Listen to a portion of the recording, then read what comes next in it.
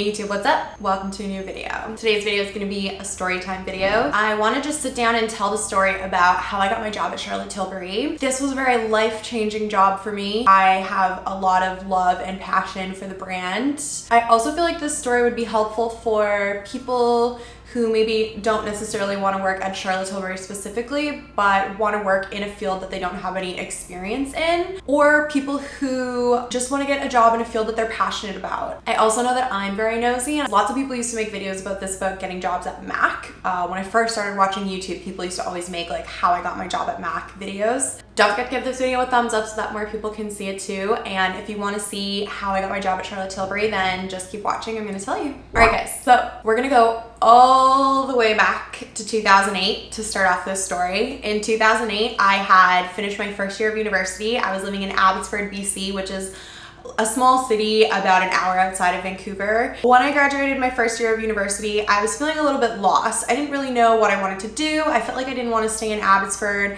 I'm quite a big city gal, and Abbotsford is quite a small town. It just wasn't really my vibe. So I ended up moving home to Edmonton, where I grew up and went to high school, and I needed to get a job. When I first went home after first year, I got a job working in a salon, and I was working at the front desk of that salon, and it wasn't really the job for me. I feel like it wasn't a very good fit, so I started looking for a new job, and I remember going on a job search website. There was like a big banner across the top for Rogers, which in Canada is a cell phone provider, and I got a job at Rogers, and that was the job that I've had for the longest period of my life. I worked for Rogers all over the country. So I did a year in Edmonton, 2 years in Vancouver. I transferred to a location at Yonge and Dundas in Toronto when I moved to Toronto. Then I ended up moving into the store in the bottom of the Rogers head office. During all of this time, I was in school. I was in university. So I went to university for a Bachelor of Arts. I majored in English and I minored in classics and history. And I was going to the University of Toronto. And I graduated from university in 2017. And at that point, I had been working for Rogers for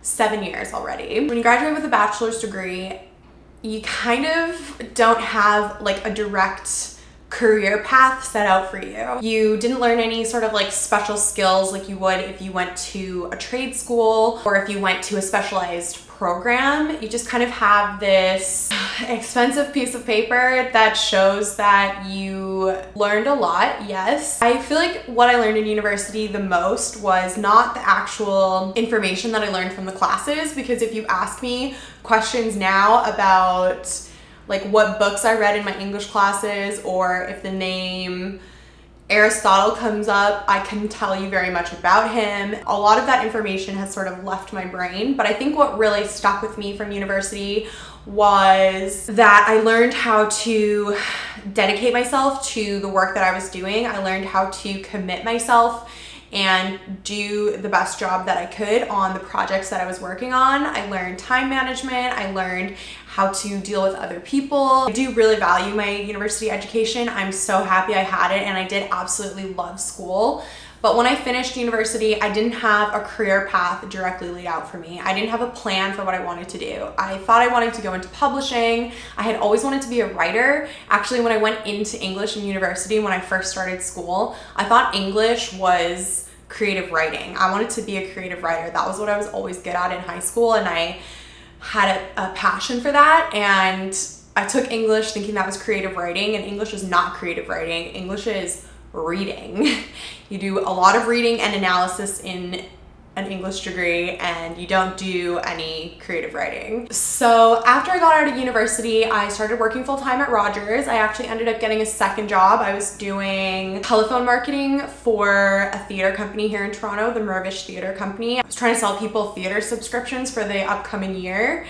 And I was working both jobs, just trying to figure out what I wanted to do, trying to make as much money as I could. I was getting really sick of working for Rogers. It's a really hard job. Anybody who's worked a job like that knows what I'm talking about.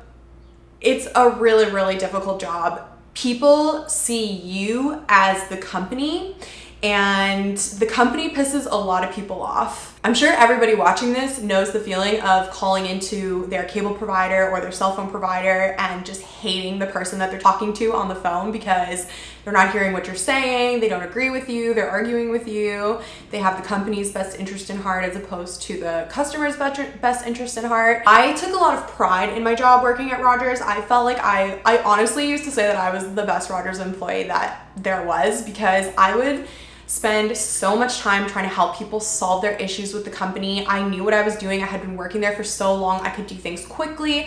I could really read people's needs. I just felt like I was really good at my job, but I felt completely undervalued by the management and the company itself and the customers. People didn't appreciate what you did for them because they were so caught up in hating you and being angry with you, and it was just kind of a thankless job. It also wasn't a career. I didn't want to sell cell phones and cable and internet packages forever. I had my university degree now and I wanted to do something else. Rogers just wasn't the right fit for me anymore, even though it carried me through my entire university career, and if I ever needed a job again, I would probably go back there. I wanted something different. So I went on Indeed and I just started searching for sales jobs in fields that were more relevant to me as a person, in fields that I was more passionate about. So let's go back a little bit. Around 2015, I found makeup tutorials on YouTube and I started to get really into the YouTube beauty community.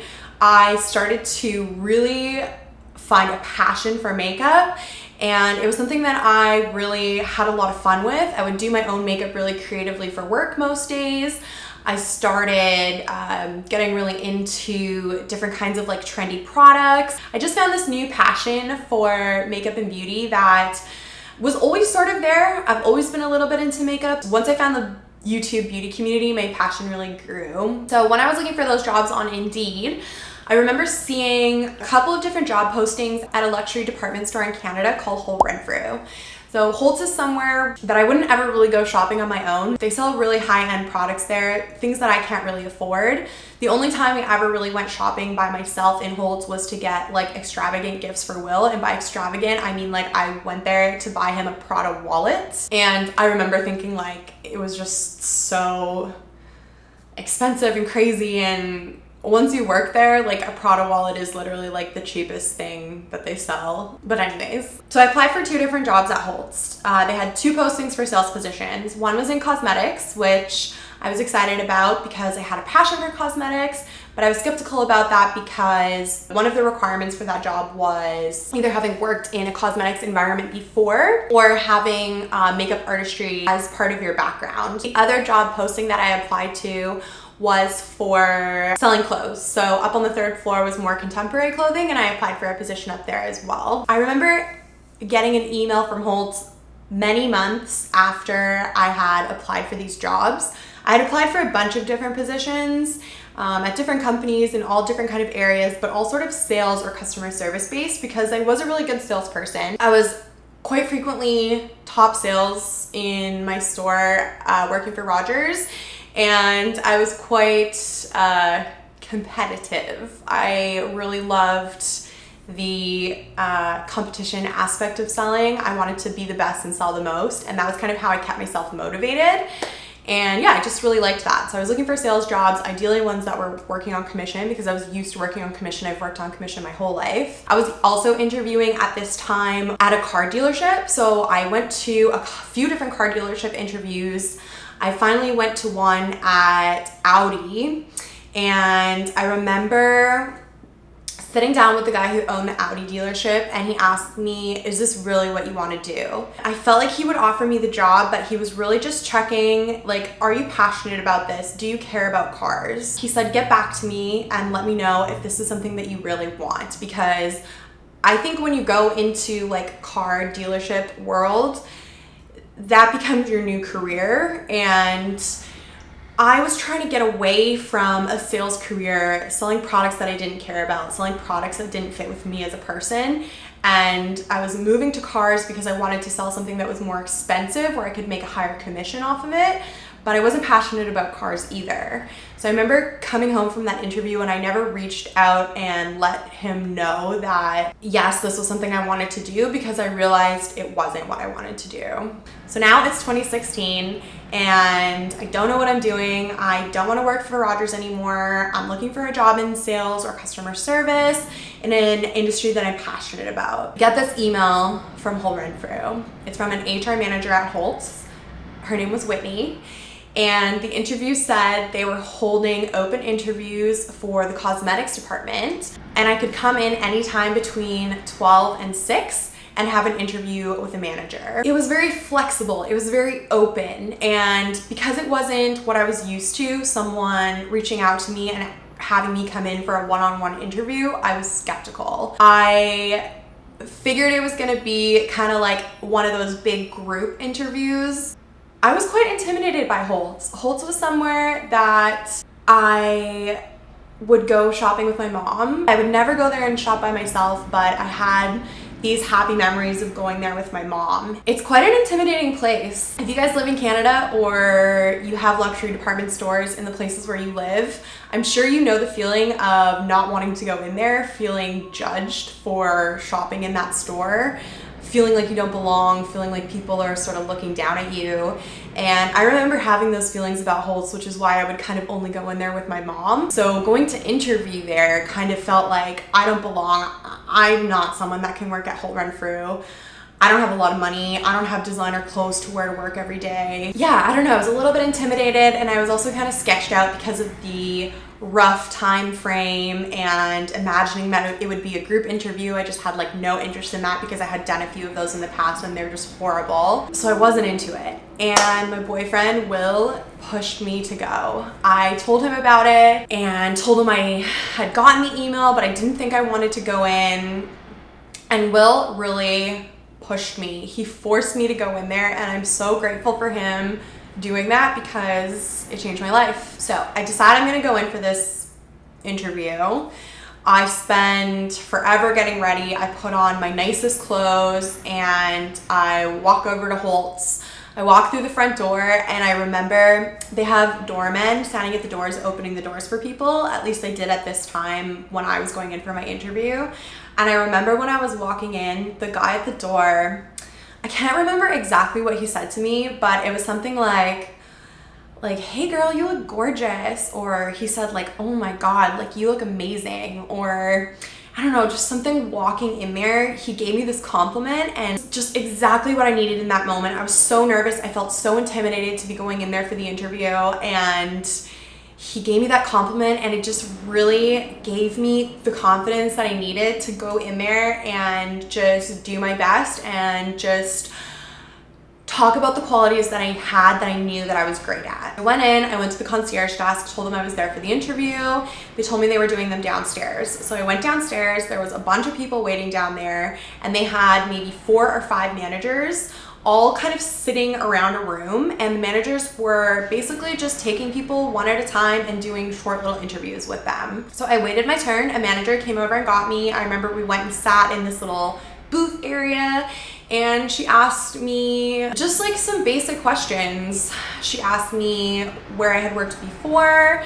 She asked me what my favorite makeup brands were. I remember listing off brands and she told me none of those brands are here. Like, we don't sell any of those brands. And yeah, I was definitely listing like brands from Sephora. I remember kind of being embarrassed, but I said like, yeah, I can't afford to buy the makeup brands that you sell here. It's all like luxury brands, right? YSL, Dior, Charlotte Tilbury, Giorgio Armani, Christian Louboutin, like really high-end luxury brands. And I didn't have any of that makeup. I had never even shopped for makeup in a department store before. There are other department stores in Canada that aren't as luxury or high-end that have cosmetic departments like the Bay, but I had never shopped at a makeup counter before. I always got my makeup either in the drugstore or at Sephora. That kind of took me off guard, but I was honest and I told her that, and she said, yeah, of course. During that time, Holt Renfrew was the only luxury department store in Canada, and in a few months' time, Nordstrom was going to be coming into the country. The way that Holt's was going to try and maintain their clientele was by providing exceptional customer service, by building one-on-one relationships with clients where the clients were going to want to come to Holt's because they got great customer service and because they had relationships with the people that were working there, as opposed to going to Nordstrom, which was like newer and had a wider range in prices of products and all of the things that are great about a new store coming into the city. So that was kind of where they were going with everything. And I think because I had worked in the Rogers head office, which is quite a sensitive store, there's a lot of people who come in there with really big issues that need help. And I think because I had that strong sales and customer service background, that was exactly what they were looking for at the time. They wanted someone who was going to be able to give great customer service. So after I had my one-on-one interview with the cosmetics manager, she told me that everything went really well and asked me if I had time to interview with her boss. So she ended up taking me from the basement all the way upstairs to the offices to meet with the department manager.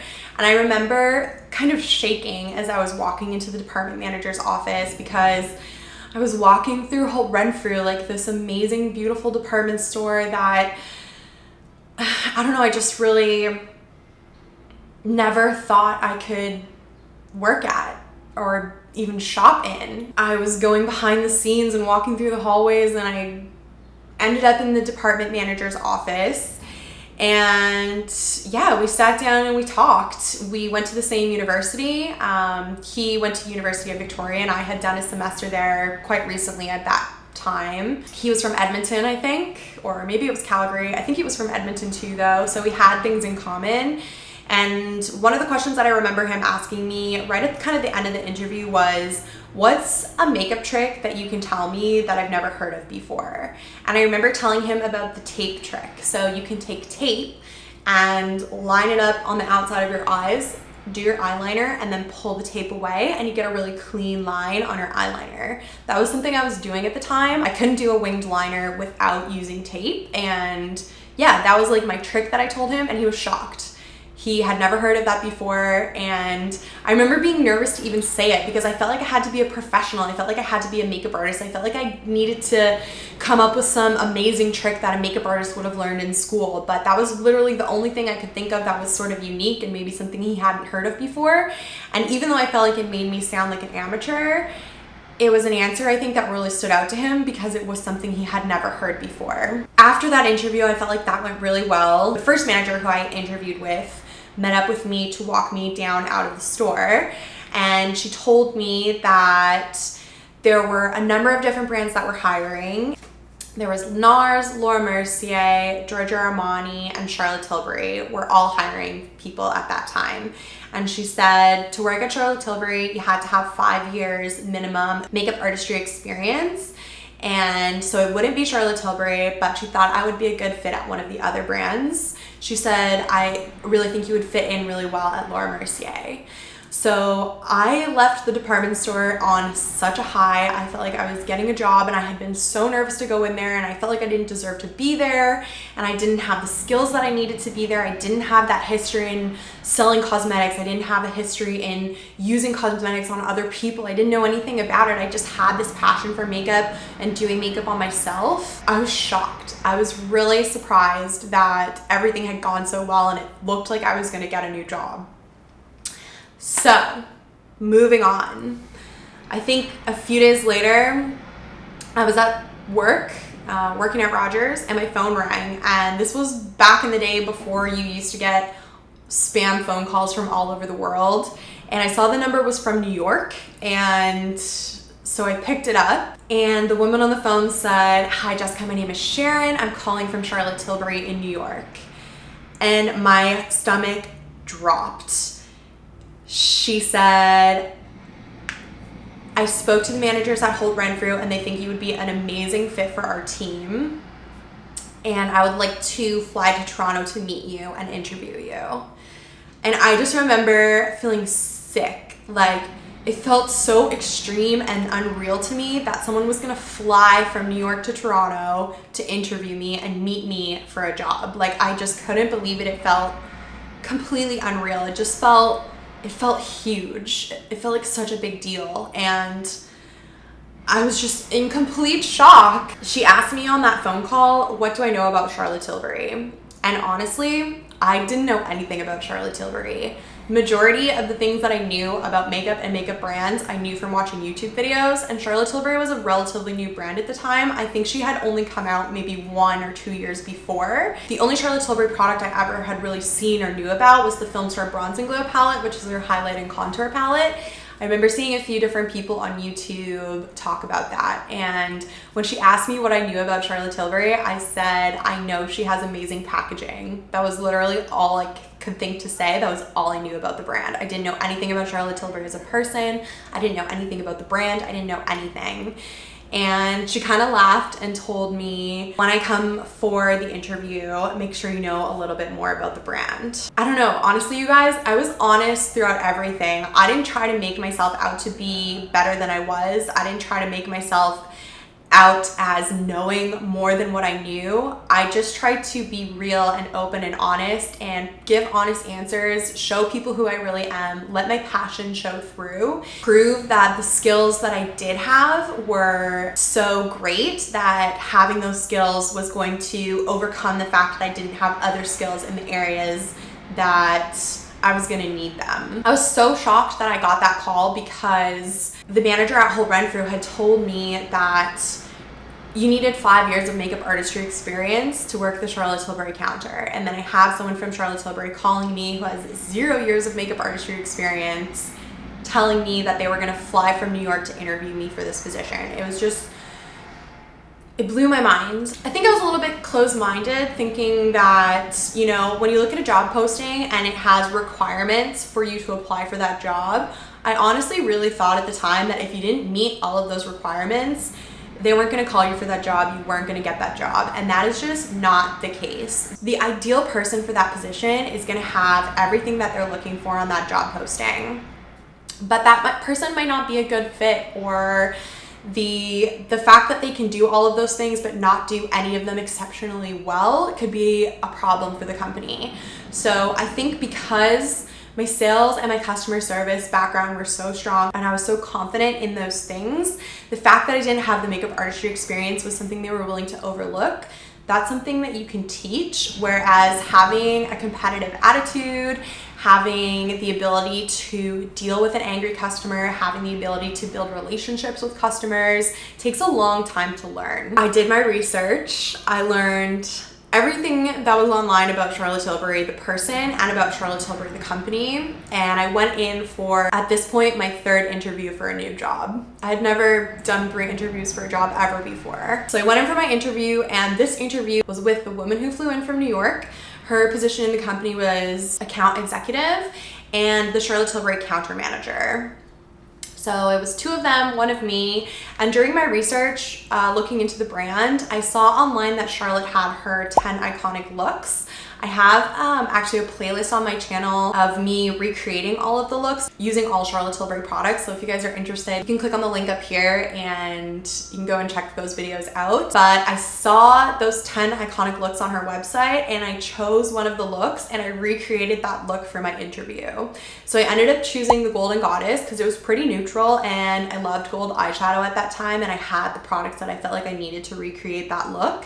So I did the Golden Goddess, and when I went in for my interview and I sat down with them, the first thing they did was compliment my makeup, and I said, thank you, I'm the Golden Goddess. And honestly, I feel like in that moment, I got the job. The 2 people interviewing me looked at each other and smiled, and I just knew that in that moment, I had done something different, and I had shown my ability to do makeup on myself. I had shown my ability to learn because I had already told one of the people sitting there that I didn't know anything about the brand really, and had since learned. It was something creative and something different that I don't think anybody else had really done before. So we sat and we had our interview, and during that interview was when I talked a lot about makeup being a passion for me.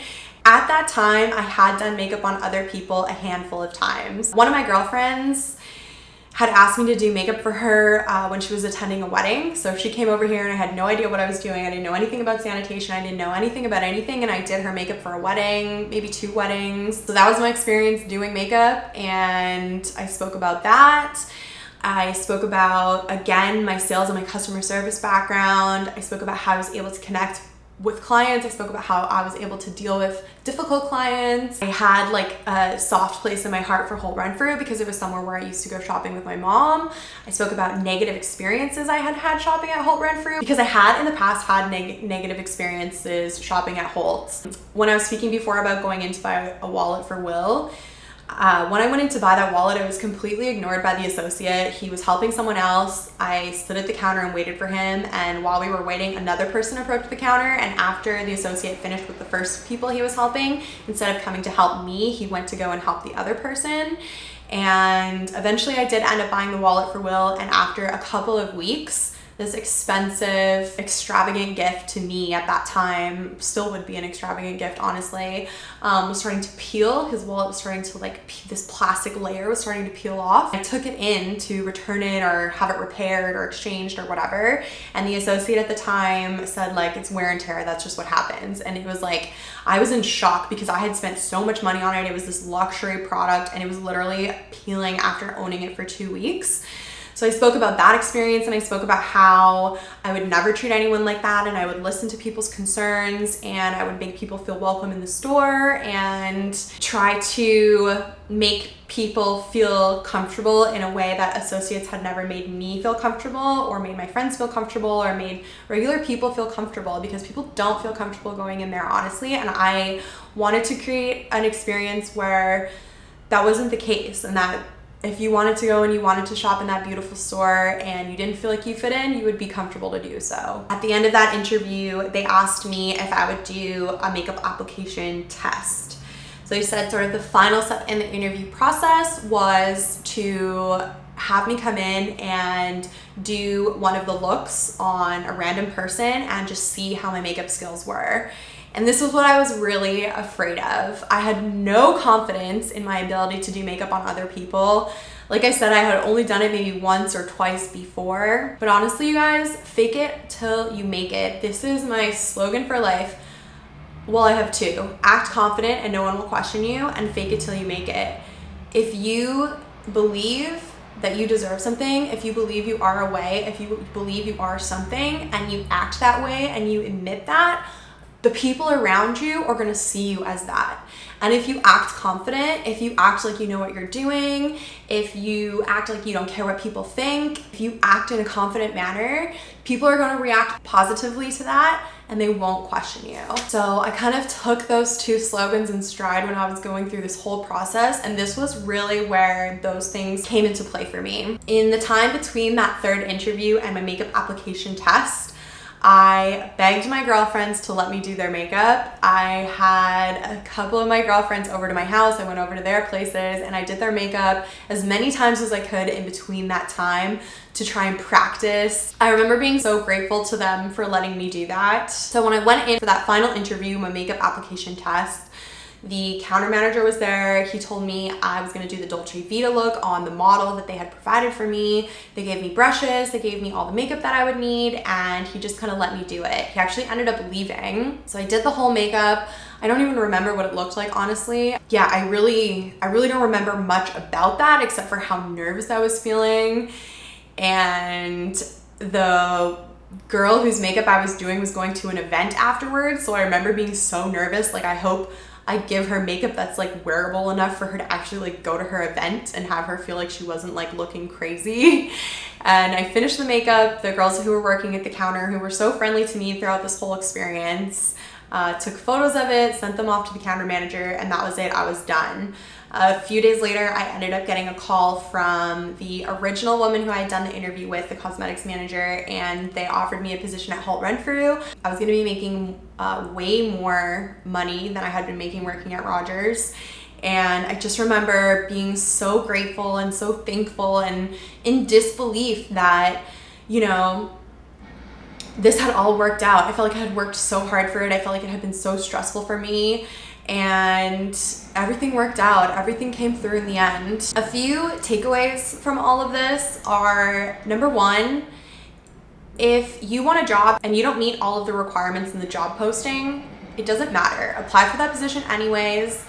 Put in your cover letter why you're passionate about working for that company, why you're passionate about that specific job. Be honest about your shortcomings, but emphasize the skills that you have that would be beneficial in that position. I did not have makeup artistry experience. They hired me at a counter where they required 5 years minimum makeup artistry experience. Right now, sitting here, I'm a freelance makeup artist. I do this as my job. This is what I do for a living now. I've been doing this since 2016. It's 2020. I've been doing this for 4 years. Even now, I technically shouldn't have been able to get that job at the Charlotte Tilbury counter. You need to just go for it anyways. Fake it till you make it, act confident and no one will question you, believe in yourself. Don't let those job requirements hinder you or restrict you from going after something that you really want. If you don't have the experience that the company says they need, explain to them why the experience that you have is valuable in a different way. I do still work with Charlotte Tilbury. After I had been working for the brand for about 2 years, I quit and went and did some traveling. Me and Will went to Thailand. I'll link my Thailand vlogs up here as well. We went away for 2 months, and when I came home from Thailand, I reached out to the account executive. It was a new person at this time than the original account executive, and I told her I was gonna start freelancing and asked her if she needed any extra help with freelancing. When I was working for Holt, I was 50% employed by Charlotte Tilbury, 50% employed by Holt Renfrew. I quit my job at Holt, and when I came back, I got hired by just Charlotte Tilbury, the brand, to do freelance work for them. So now whenever they need extra coverage at their stores, if they're doing media events, if they're doing private customer events, I've done some makeup for influencers before, just really anything that they would need a makeup artist for, they will hire me on day-by-day basis. And I'm so grateful to still be a part of the brand. Leaving Charlotte was emotional for me because I met an amazing group of girls working at Charlotte. I'm still amazing friends with my Charlotte Tilbury girls. I love them so much. They're some of my best friends. Before I went to work at Charlotte, I had mostly worked with men, and typically I get along with guys better than I do girls. I don't know what it is, but I've always just sort of got off on a better foot with guys and sort of related to them more, and I kind of struggle with getting to know girls. And when I was going to work at a makeup counter, I was kind of worried about that because I knew I was going to be working with a lot of women, and I was afraid of people being catty or unaccepting or making fun of me because I didn't know how to do makeup properly or things like that, and that was not my experience at all. We were a really strong team. We were very close-knit, and yeah, I'm still friends with everyone to this day. Leaving the company was hard for me because I love the brand, I love Charlotte as a person, I love the makeup, I love the girls that I worked with. I'm really grateful to still be a part of the brand in the small way that I am now as a freelance artist. I still get to be involved with all the new launches, interact with people from all the different counters all over the city. I get to hang out with my freelance friends when we do Charlotte Tilbury events, and yeah, I'm still very grateful to be associated with the company. Things did not always go smoothly. When I first started doing makeup appointments when I was working at the counter, I was terrified. I never wanted to do them because I was so afraid of doing makeup on people because I felt like I didn't know what I was doing. But that was how I learned. That was how I got to a point where I was able to quit working at the counter and start a freelance makeup career. Was I practiced. I just had people sit down in my chair and that I did the best I could every single time. Literally the first makeup appointment I ever did, the girl told me no one had ever done her makeup so well. And yeah, it was just such a great experience for me. So that's how I got my jobs working for Charlotte Tilbury. I hope you guys enjoyed this video. I hope I didn't ramble for too long. Follow your heart. Go after what you want. Prove that you deserve to have that job. Prove that the skills that you have outweigh the ones that you don't. And be honest with the people who you're interviewing with. Show them who you really are and let your passion come through. Thank you guys so much for watching this video. Don't forget to give it a thumbs up so that more people can see it too. Subscribe to my channel and leave me a comment down below so that I know you were here.